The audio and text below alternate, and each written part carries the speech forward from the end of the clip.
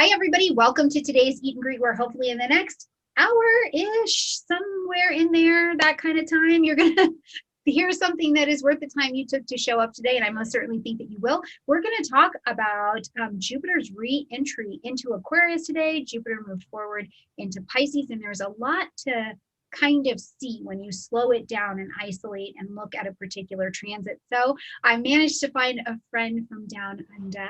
Miss Cassandra Tyndall is here with us today, so welcome. I love the accent, thank you. It's so funny, every time I try someone's accent outside of Spanish, they're like, that's not how we sound. I'm like, okay, that's how you sound in my head. It's so funny, my son, his name's Lincoln, and so he could do an excellent American accent. See, now I'm gonna have to like pause after and just hear it. People always do a really good American accent. It's Americans going outward. Gets questionable. Yeah, I think we get so much TV, movies, all the things, so we hear your accent probably a lot more than you hear ours. Yeah, probably. I'm like, that's New Zealand, that's not us. That's awesome. Well, thanks so much for coming over and being willing to talk about this. But before we jump in and talk about that, I'd really like to talk about you and introduce you to our group, our friends here, because man, you are out here, you are practicing, you have a beautiful practice, you have a gorgeous magazine you put together, and we just want to know a little bit more about you and what you're doing down there. Well, what do I do here? It's a funny question because I feel like I do so much on the other side of the Pacific in the US, but it's all online. So what do I do? Basically, I just sit here in my office and I write about astrology. I do consultations for people, readings, and teach. So yeah, I've been doing full-time astrology for now, 16 or so years already. I can't believe it. And yeah, I've been over to the US a couple of times, speaking at conferences. I did UAC 2018, NORAC 2019. And due to the state of the world, I haven't been back since. You've been just on pause, regrouping from all of the America, huh? Yeah. Oh, I had a great time. Loved every minute. So can't wait to get back. Yeah, so that's what I do. Yep. Yes. And so is there a specific type of astrology that you focus in on? Yeah, definitely sort of, I guess I would call myself a hybrid, if you like, where I take the traditional techniques, but use the very sort of more modern or, really get that sort of ancient dry language and really sort of make it practical and digestible for people. So I sort of, to really break it down, I get the information from the tradition, but get the delivery or the explanations or, helping people using more modern approach. Yeah. So I think that's really the way that the astrology's really moved, particularly in the last sort of maybe 5 to 10 years. So, yeah. Yeah, I agree with you completely, because it's kind of, I think I have the same kind of practice where it's to understand, what's coming from the traditional techniques and then saying, okay, but also like, here's what that exactly. means. Here's what it's been great. Yeah, it's been great to watch, because back in 2005, no one knew what perfections were back then. and now people who, not very versed in astrology, but I'll have clients understanding, oh, look, I've just moved into a new perfection year. Can you help me what that means? So it's really great to see that there's more of our language that people are starting to sort of get a little bit more conversational in. So it's really wonderful to see that. Absolutely. And so how did you get into astrology? Oh, that's a great question.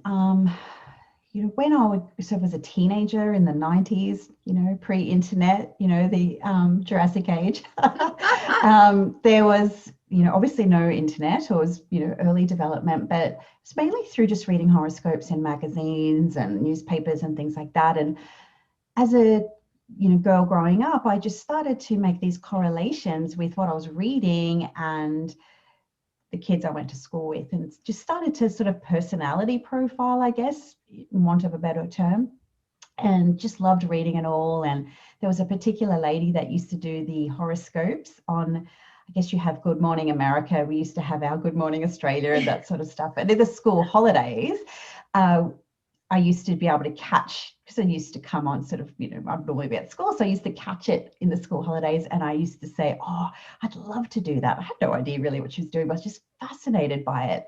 Lo and behold, I've done that once or twice, which was great. But yeah, and it wasn't until I was in my sort of early to mid 20s, a place I worked, I was living at Sydney at that time. And one of my colleagues said, oh, I'm going to an astrology class tonight. I said, what? And then we talked about it, and I had no idea what I was signing up for, but I sort of went in on the next intake, and there was no Google. I had to drive all the way across the city to sit in her living room for 2 hours on a Wednesday night and take all the notes that I could. And it just sort of one thing led to another. And I had no direction with it, in the sense, no, this is what I'm going to do, or this is what I'm going to be. It was just this immense curiosity, the desire to know more. And before I knew it, things just started to evolve. And that all sort of really happened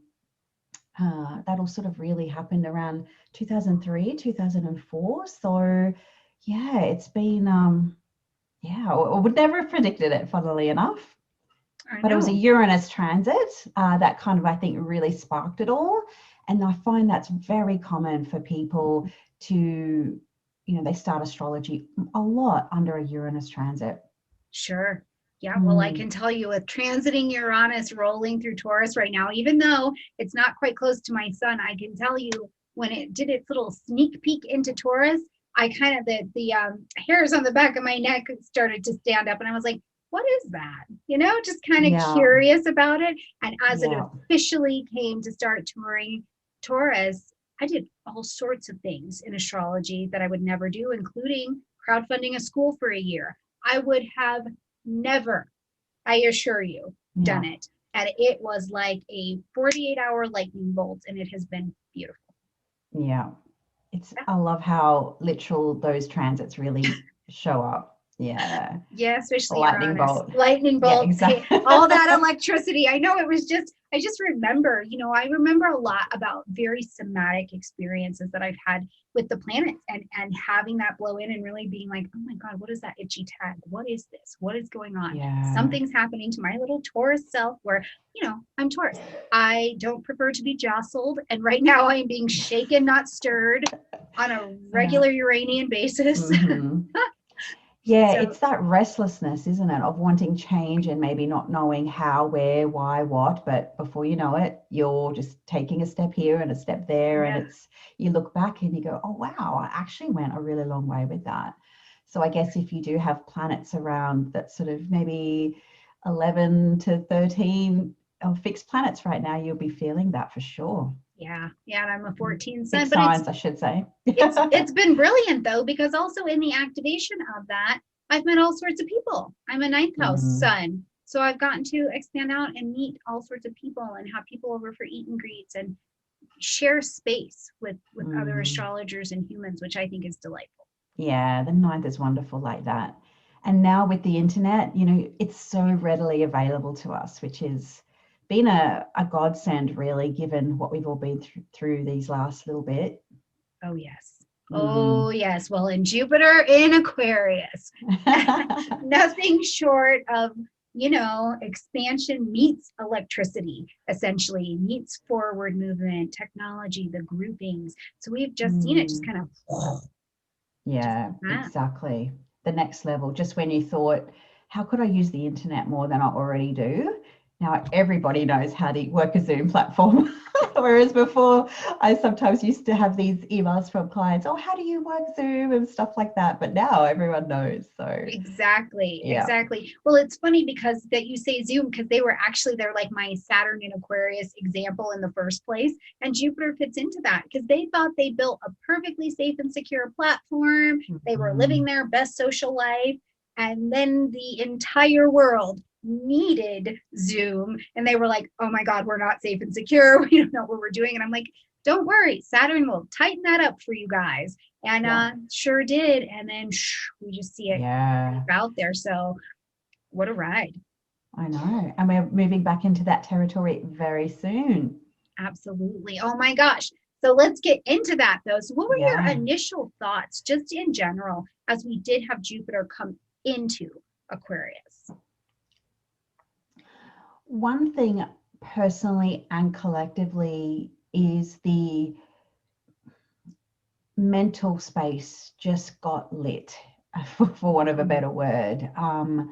That there was just more thinking, there was more that mental energy slash fatigue slash anxiety. I think the air epoch that we've now permanently shifted into, and really still marinating in what that feels like, has really been about how much do we need to take care of our mental health, and that being as equal to taking as our health and fitness. You know, our digital screen time, sort of being managing that.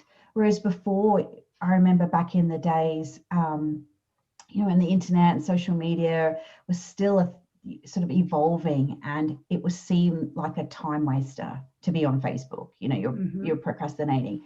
Whereas now, these social media platforms are, in many respects, vital lifebloods for, you know, people like ourselves, and other, you know, millions of people, socially, financially, from a business advertising perspective.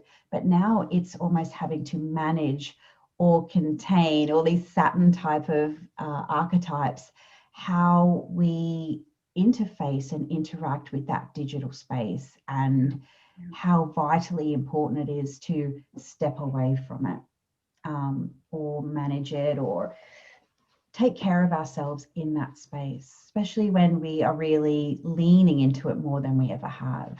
And it's great and all the things, but it's not the same. It's great and all the things, but not the same. And we were just talking even a little bit before about this idea of, you know, being able to kind of monitor screen time and things like that, make sure the children are healthy, but also stumbling into the space where it's like, well, but also this is the way forward, you know? Yeah. So that's a real spot. Yeah, it's a double-edged sword, isn't it? You know, and maybe Mars is poking it all right now, but how much do we kind of carve out the time to be unavailable to it? Whereas how much do we actually get online, do the thing, focus, harness, and then step back out again? So, yeah.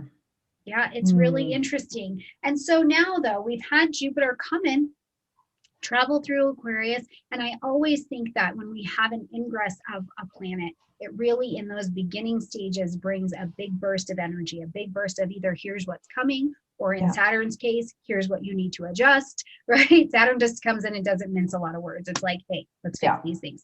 But Jupiter comes in and is like, yeah, I'm so excited about everything. Let's do all of this. And so we see it, and maybe comes into our life. But now, as it's in its retrograde time, and it's moving back into Aquarius from our sneak peek of Pisces, I think we get this opportunity to go back and trim the fat of all of the excitement, of all of the excess, or the things that we've taken on. What do you think? Yeah, I think one thing I wouldn't mind addressing is the disappointment that I think Jupiter and Pisces has brought to a lot of people. I think that given where we've been, what we've collectively been through, there was a lot of expectation put on Jupiter and Pisces that it was going to perhaps solve a lot of problems or help make things feel great. And I think there's also a very qualitative difference between the energy of Jupiter and Pisces. Obviously, the nighttime version of Jupiter, it's water, it's more reflective and introspective, versus the 2019 version of Jupiter in Sagittarius that was just like, yeah, come at me, bro, with all the things. And, you know, I know I was a bit that way. And it just sort of all happened. And I guess we maybe felt like we needed that level of fire after all that heavy earth of 2020. And so I think there was only so much Jupiter and Pisces could do given the territory or the weather conditions it was coming into. We had Mars in Cancer for the bulk of it. And while planets in Cancer are very beneficial to Jupiter, it was still Mars in of itself in Cancer, which, not its most comfortable place. We had Mercury retrograde squaring, or at least by whole sign, Jupiter. There was eclipses. The South Node was in Jupiter's sign, and we only got 2 degrees of Pisces, so that's only going to hit a very minuscule amount of people. We all got the whole sign influence, but in terms of degree, then it's like you would say to somebody, oh, so, how was the water? If you'd gone for a swim at the beach, having your July 4th celebrations, and if you only put your toe in the water, you can't really say what that water was actually like, right? She didn't actually get into it. So I think there's some reflection required around these last couple of months, and something's being activated, something's being stirred within, something's being inspired that has maybe not been forward moving or manifested in any way, but there's something that's been stoked or provoked or a little bit with Jupiter and Pisces that of course we'll get that full benefit of next year, where Jupiter will move through Pisces in 5 months through the whole 30 degrees. So we're going to get Jupiter, maybe not quite on steroids, but at least very much, really intensified in that respect. So there's going to be plenty of Jupiter action next year. So I think if you got one takeaway from that is just to perhaps spend some time with that. And I think the Jupiter juice was there, the goodness was there, it just was not obvious. Right, slower, because even retrograde, Jupiter is pretty benefic, but the juice comes, I feel like, much more slowly, like a slower drip or subtle. Just the effects of it are maybe more subtle, and like you said, just into a couple degrees into Pisces. So as it just retrogrades, it's like, okay, let's just take it a small little piece at a time. Yeah, I know myself. Obviously, I've just come into a new perfection year, so I've really felt the shift. But overall, Jupiter and Pisces has, I think, helped us value connection, connecting with the things that are inspired or purposeful or beneficial to us. And after 2020, I think having, it might even just be little things like in-person catch-ups again. It may not be sipping Prosecco and Positano just yet, but maybe being able to go to a different state or a different part of the country and connect with people in a way we couldn't before. So it is these almost little blessings that maybe make life a little bit more, just smoother or more soulful, just that slowing down, and maybe reconnecting to the meaning and purpose that Jupiter ultimately suggests. And I think the retrogradation part of it, maybe I take a little bit more of a Joytish perspective on retrogradation. So I know in the Western culture, we just sort of see retrograde, reverse, bad, or redoing, or this pulling back of energy. And while, there's definitely components of that, planets moving forward are obviously going to be, more akin to progress and momentum. Sorry, my son is playing Minecraft in the next room with the volume right up. So, but in Joytish traditions, they see retrogradation as really the planet calling our attention. So. And when those planets are retrograde, whatever the planet is, obviously has to be visible. The planet is orbiting closer to Earth. So literally we see it. It's brighter, it's more intensified, it's calling our attention. Jupiter in Pisces is perhaps just giving us that sneak peek or opening that window is what do we need to take more care of or pay more attention to in our inner worlds. That's meaningful, that is purposeful, that is more inspired or compassionate or gentle, maybe a little bit less from material sort of things. And for example, just at a real simple level, people got a taste of working from home. They don't want to go back to the office. They don't want to waste their day, hour this way, an hour back home. They want to spend that time with their families or doing things that brings them more peace or joy or happiness in their life, rather than sitting in, we call it peak hour. I think, is it rush hour, the bit with a busy time, Rush hour, yeah. Yeah.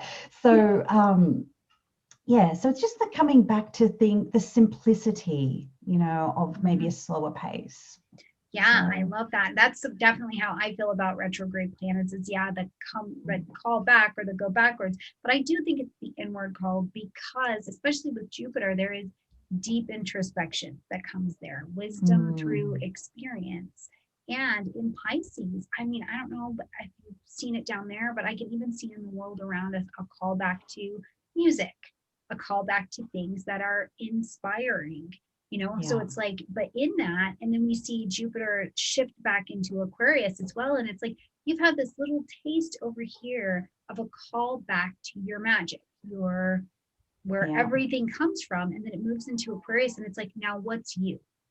Which is the truest you, which is a phenomenal, I think, question. Especially, we're going to have moon activity twice. We get 2 full moons in Aquarius in this next bit of time. So I just, whenever we have that once in a blue moon kind of idea or energy, I feel like the universe is like, I'm not kidding. Answer these questions. This part, pay some more attention. If we're studying astrology, observing it, practicing it, whatever, we're really studying levels of light here. So we have Jupiter coming to Aquarius, 2 full moons in Aquarius.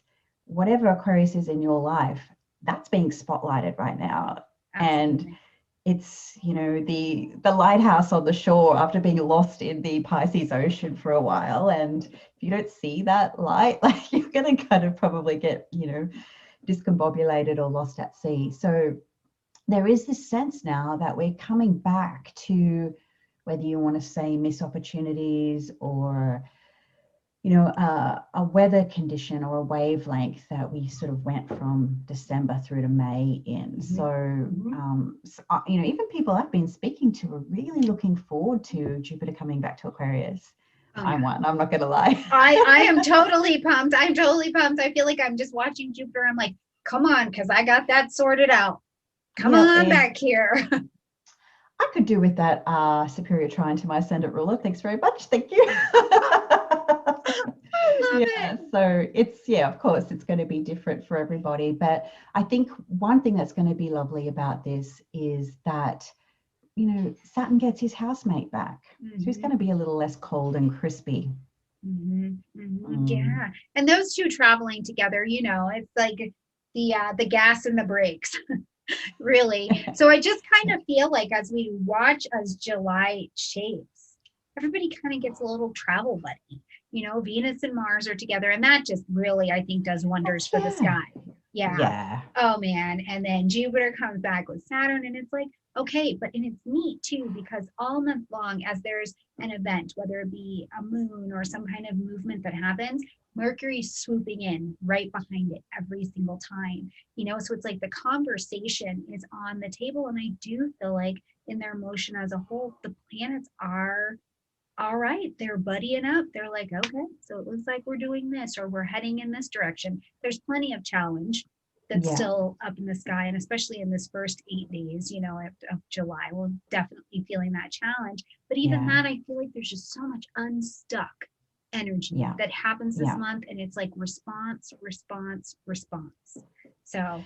And that's a really good point too you've made there about the coming together of Mars and Venus, which will be in Leo, and then the coming together of Saturn and Jupiter, which will be in Aquarius. So there's like an axis of your birth chart being lit up.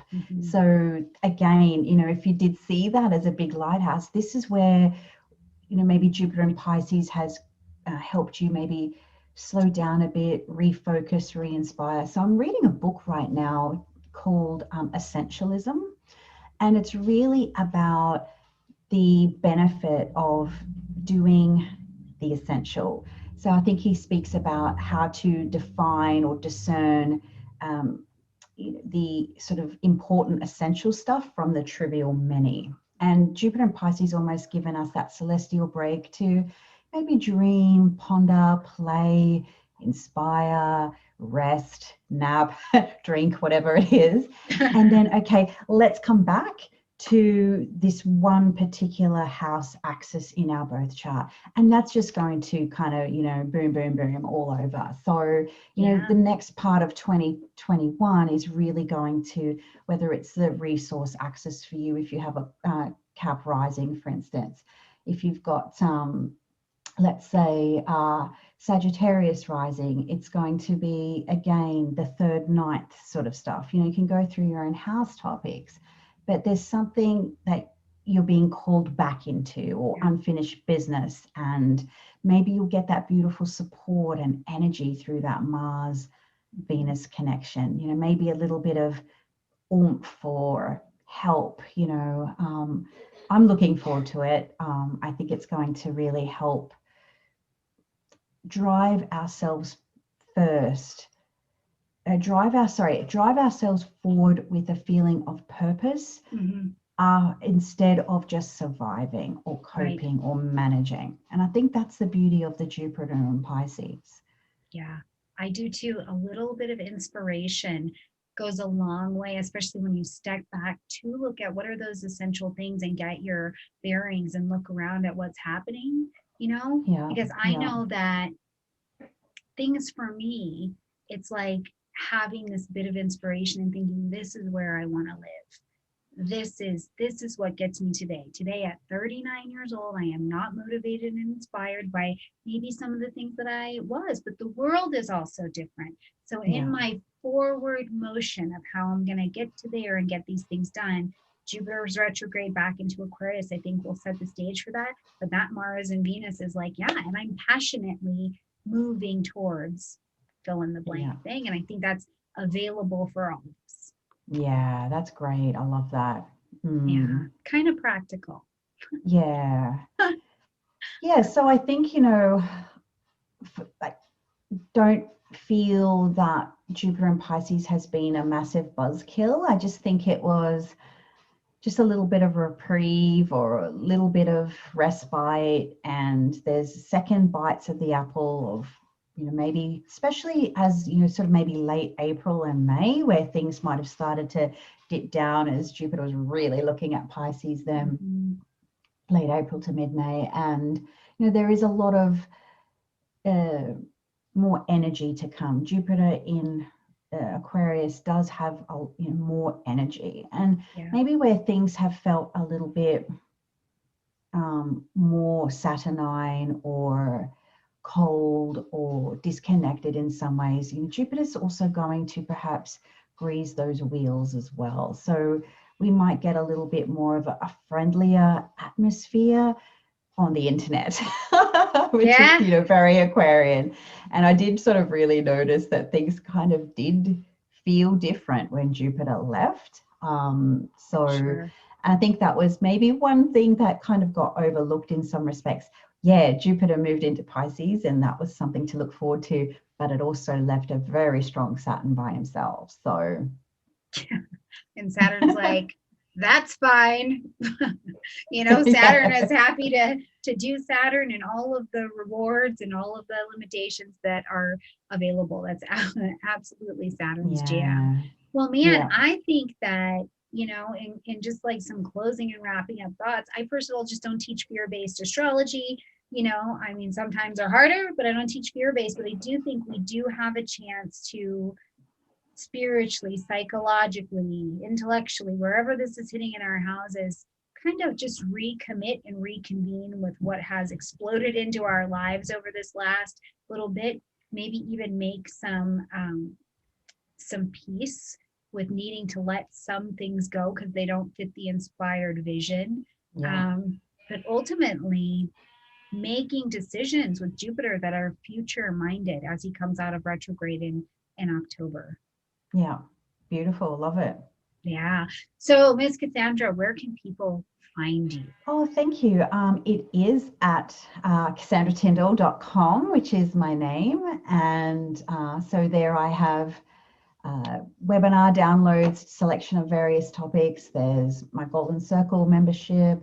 And currently I'm started a new intake of my contemporary astrology program. So we're just deeply diving into the houses right now. So it's not too late to join if you really want to explore those.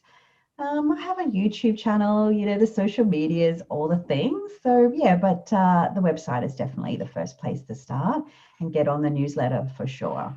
Absolutely. And where can we find your gorgeous magazine? And if Yeah. people want to write, submit, have comments, is that a thing? Write, submit comments for your magazine. Oh, okay. So I'm just going to bend down here. That's fine because we get to see your background now. my favorite chair. Yeah, so this is, so each year in Australia, we do this very beautiful magazine. And this is how Stormie and I first connected because I invited her to contribute an article. So now the 2022 edition will probably be out in the next couple of months. It's exy to have it shipped to the US, but it's definitely a worthwhile investment because it's like a little, what we call a bookazine. It's not a book, but it's more than a magazine. So there's no advertising. It's all annual horoscopes and articles by astrologers you will definitely know. But if you would like to get the digital copy, you can get that via a website called Zinio, and perhaps we can put those in the show notes below. And that's probably, so you can get either the hard copy if you want, or digital versions are available too. Absolutely fabulous. Yay. Well, thank you so much for coming over and sharing some space and time with us. I appreciate you. Yeah, thanks so much for inviting me. I was glad we could collaborate at some level, even if it wasn't for 2022 well-being. Yeah, but 2023, I got you in there. Awesome. I'm ready to go. All right, beautiful friends. Hopefully in this last amount of time we've had together, you heard something that is worth the time you took to show up, and I most certainly think that you did. Hopefully you will go grab your chart. If you don't have a chart, go to astro.com. You can see myself, you can see Cassandra. We'll get you hooked up with a chart so that you can identify your own placement. So I love you guys a ton, and I look forward to seeing you next week. Bye, Thanks everybody. for having me. Bye.